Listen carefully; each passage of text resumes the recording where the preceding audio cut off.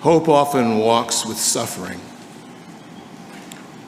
In 2010, after the collapse of the Chilean mine where 700,000 tons of rock had sealed the shaft and 33 miners were trapped in a living tomb, they endured the longest record of a period spent underground by a group of trapped people, 69 days alive, the first 17 of which were in complete darkness. Most of the world thought they were dead, but the people upside did not believe that, and they kept doing what they could to keep them alive. After they were rescued, they explained how they survived that incredible ordeal. Many of the men, even with years of experience, had suffered mental anguish in being buried in that tomb. Claustrophobia was the greatest challenge. Asked how they survived that, miners said that when someone had a claustrophobic attack, they would hold that person until the shaking stopped. Sometimes they'd pass out, but they stayed together. They shared their troubles, and they took part in leadership. It might have been assumed that the shift supervisor with the crew would have taken the sole leadership responsibility, but that wasn't true. They learned in their ordeal that they needed to shift leadership from one to the other. There's a lesson in there for all of us. When contact was finally made, there was renewed hope, of course, but it fell slowly to delays and struggles. It'd be another 52 days before they were brought to the surface. I don't know about you, but I used to have dreams of being trapped this way. Crawling through a tunnel as the tunnel gets smaller and smaller. And when I get those dreams, I force myself to wake up. For a few months, those nightmares were so frequent in my life that it was very hard for me to do anything at all. I couldn't even get on an airplane anymore. It was just like a metal tube in the sky that was closing in on me at 34,000 feet. My doctor prescribed me tranquilizers, but that didn't really do the trick. Finally, at the behest of my beloved, I tried something completely different. I tried a hypnotist. Now, I know what some of you are thinking. Woo! I asked around, because this being Southern California, there were a lot of hypnotists. And the name that kept coming up was Sasha Karan. Sasha Karan. A Latina who was living in a very modest apartment in Santa Monica. Now, I went on her website the other day. She's famous. She treats A-list celebrities now. She probably wouldn't even remember me. When I first went to see her, she had me go into a darkened room and laid back in a lazy boy recliner with this big heavy blanket over me, and she kept the room very cold. I remember it was very cold in there. And she asked me a lot of questions about my life and my hopes and this particular fear, this claustrophobia, this anxiety. And then she hypnotized me. I have to tell you, it was an amazing experience. I remember walking out of there and I could barely stand. It was a good thing Francis was driving. I don't think I could have gotten home. And over several months of weekly sessions, she worked with me to the point of where I could use visualization as a way to combat the claustrophobia. My go-to is an island in Maine, beautiful, bright ocean. After the first session, she said to me, "You know, you're very suggestible." It's rare to have someone go that deep all at once. I said, "Is that a bad thing?" "Oh, only if you're worried about it." And I wouldn't. I asked her, "Do you think you could cure me of this?" She responded, "Cure is probably not the right word. These are deep, deep fears. But you will be able to control them with your imagination. Your imagination, which is very strong." And then she said a phrase that I'll never forget. She said, "Your imagination will be your salvation." And me being a little bit pessimistic about all this, said, well, what if it doesn't work? She said, well, I'm a hopeful pessimist. It'll work. Best $125 I ever spent. I was able to get back on an airplane without the drugs. The nightmares are mostly a thing of the past. I still suffer from claustrophobia, mind you. It took me over a year before I could get in the elevator here at the church because Carol and Bright had told me they had broken down once and they had to call somebody to get them out. But I managed to do it. I crossed the threshold and I pushed the button and I got to the second floor and it was marvelous.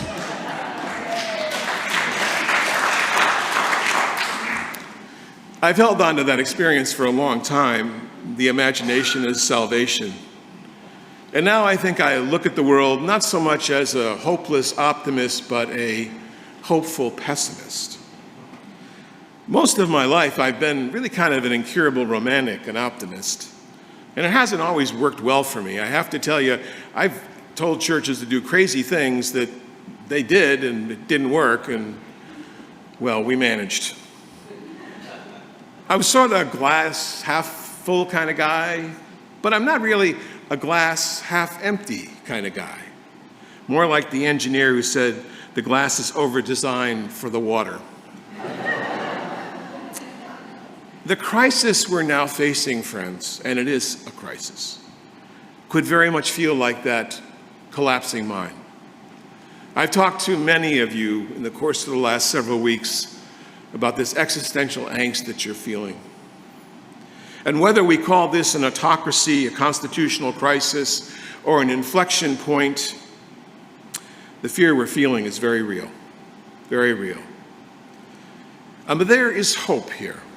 Now, it's not a radical hope at all costs. I call it the pessimistic hope, that while our world is in real crisis, real trouble, there is more love and more resilience and more possibility among everyday people than we can imagine and that the news ever reports. Can you hear me? In her book, Hopeful Pessimism by the Dutch philosopher Maria van Lucht, she put it this way. She said, it's simply not the case that pessimism is tantamount to giving up.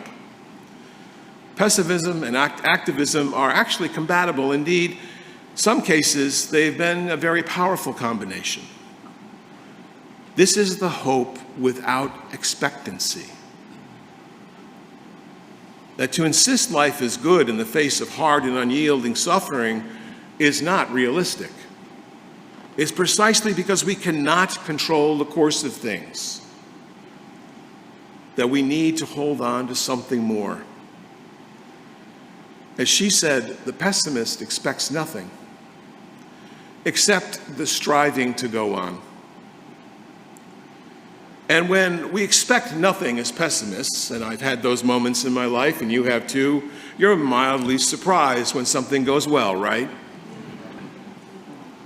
Now think Greta Thunberg here, the young environmental activist who's been telling world leaders for years now that we are in an Armageddon, an existential crisis, that the earth is burning up. And yet she still keeps working towards some salvation. Why does she go on? People ask this all the time. She's a pessimist. If there ever was one, she's a pessimist. No one's listening. And yet she goes on because she knows that we can mitigate the disaster. In fact, we can find a better catastrophe. There's always hope for the pessimist because there's always uncertainty. We don't know how it's going to turn out. And even when there's no hope that we see, there's no reason to believe that our stopping it is going to make it come any faster. Still, things are worth fighting for. This is why here at MLUC, we both love and protest. We love and protest. We protest to remind ourselves of the values that we have among us. And we love one another to embody those values. Our imagination is our salvation.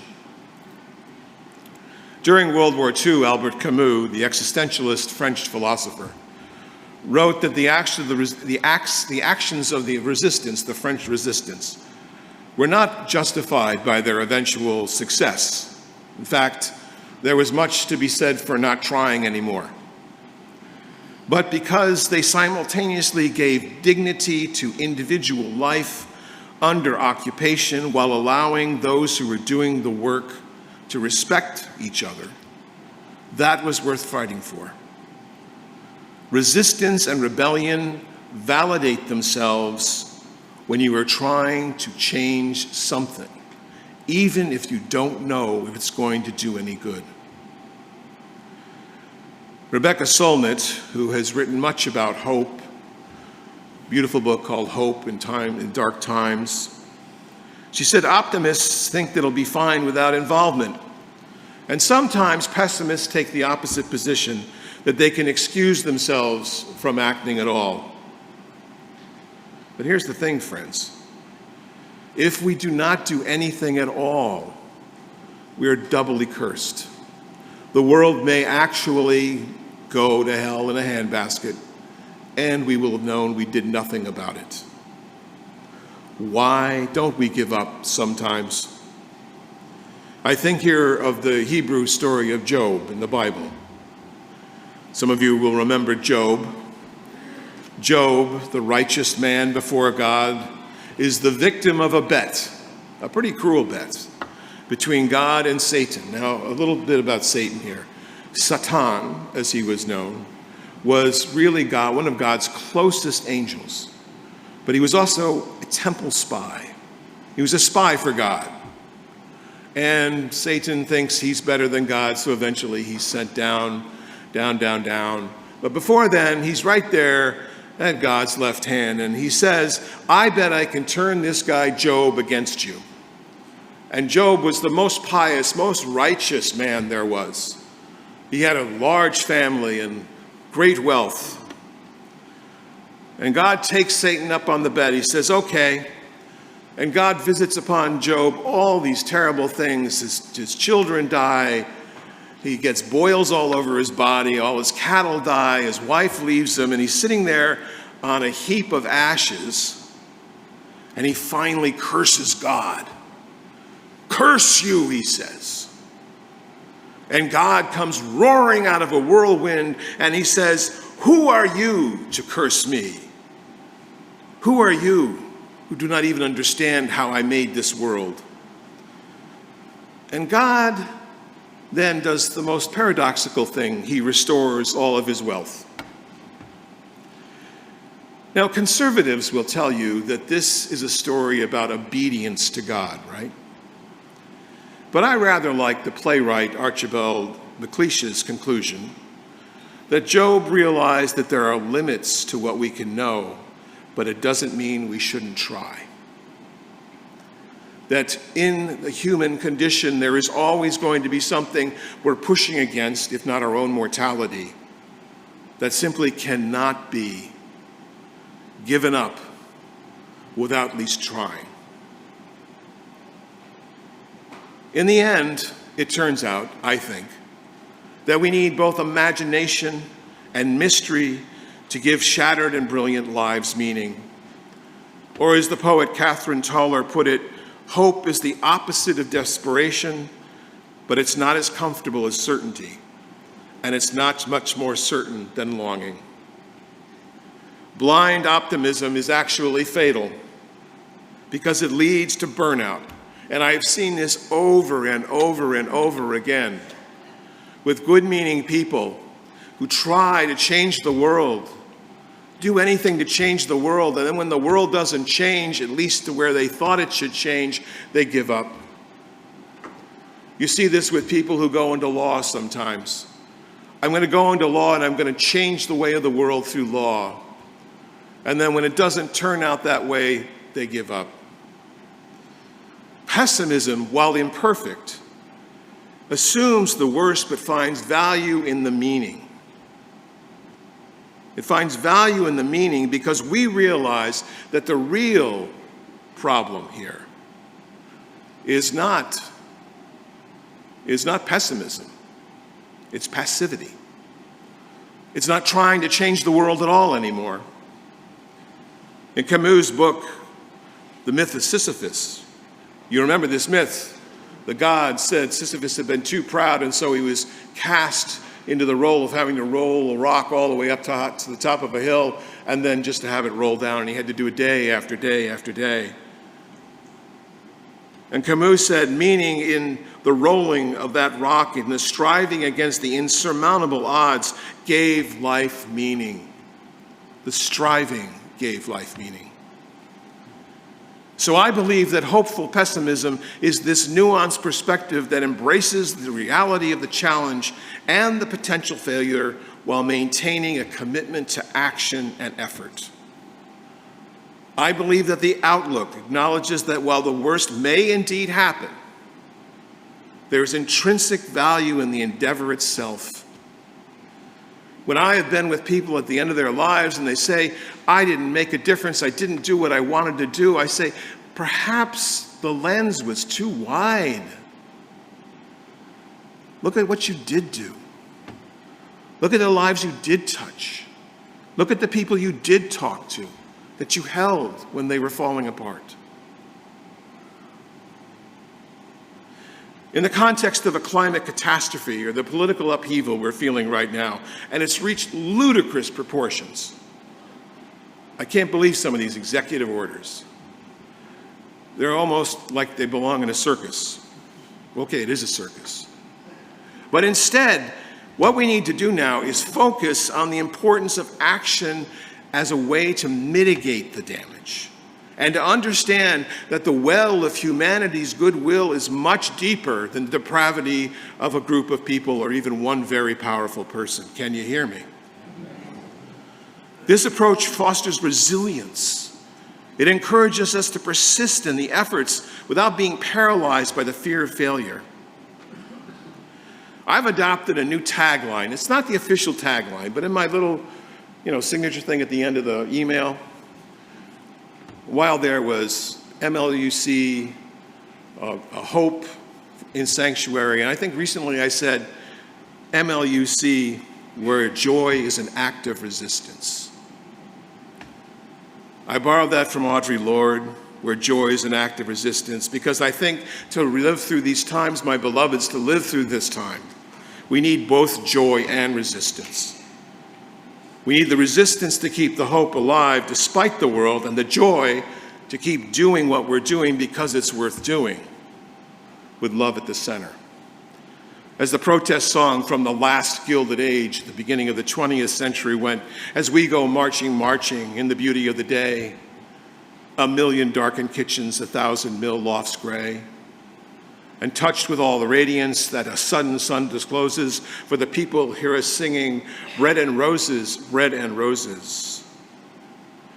Hearts starve as well as bodies. Give us bread, but give us roses. I want to close with a story that Lee Maxwell sent to me this week from the philosopher Mike Brock. It's called The Circus.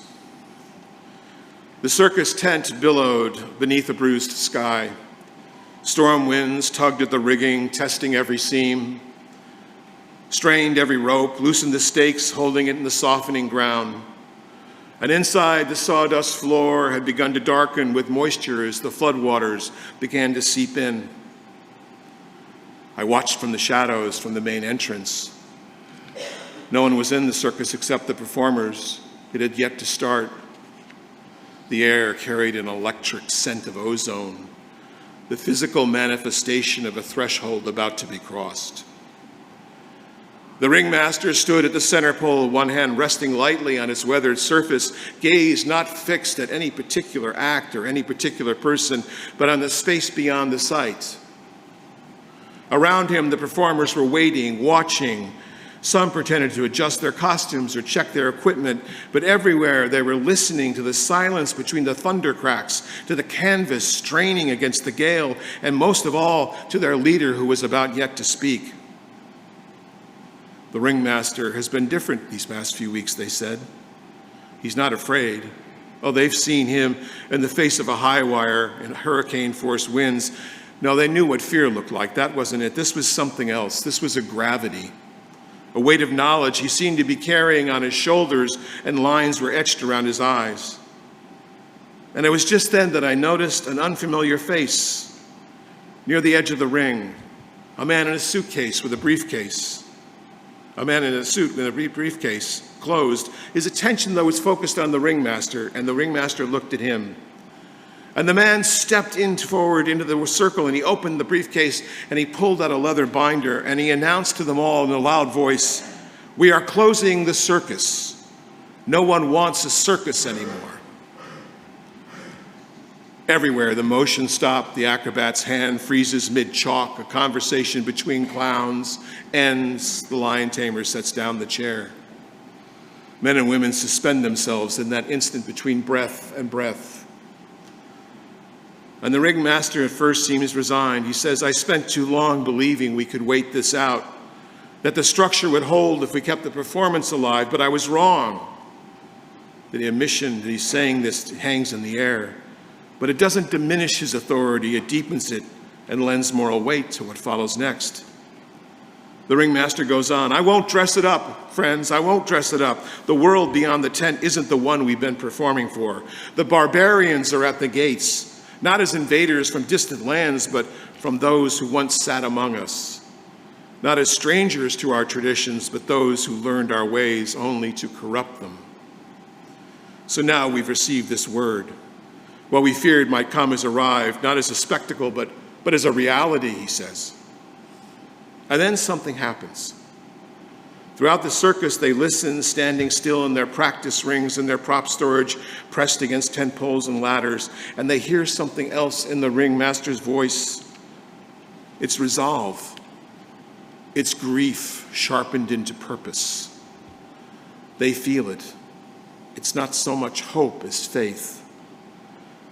Looking around at the performers, those who kept the faith and the dream alive, those whose only job is to bring beauty and welcome into the world, freedom for all, the ringmaster turns to the man with the briefcase and says, "There will be no evacuation. We will not retreat to safer ground. This is our stand. For memory, for truth, for whether the promise of the circus, this space where wonder and truth coexist, this will survive." And then he looks to his colleagues, and he says to them, "They'll tell you it's too late, that our tent is too fragile, that our ways are obsolete, that the circus is a quaint superstition, that truth itself is negotiable. They'll tell you that loyalty belongs to patrons, not principles. But we know better. We carry the truth in our bones. And if we don't hold the center, if we don't stand our ground right here, no one will." And in response to his words, a tremendous crack of thunder shakes the tent. The lights all flicker once, twice, and then they go out. And darkness falls. Not the absolute darkness of a sealed room, but the uncertain twilight of space suddenly deprived of its primary light. Gasps ripple through the gathered performers, and someone stumbles against a prop. And then, in the darkness, a small flame appears, a lighter, a match, a candle, then another, and all across the tent, performers produce what they've been waiting for this precise moment. They've been carrying these small sources of light for years, anticipating this very darkness, and fire is passed from hand to hand, and candles are lit from torches, and oil lamps that haven't been used for generations are brought out. The light from hundreds of flames gives the man with the briefcase his answer. The circus serves truth through wonder, not power through deception, not wealth through exploitation, not loyalty to any one patron. Truth through wonder. Truth will always win in the end. Tyrants come and tyrants go, but truth lives on in wonder and dedication, hope tempered by resolve, and it will be enough, and the show will go on. Amen.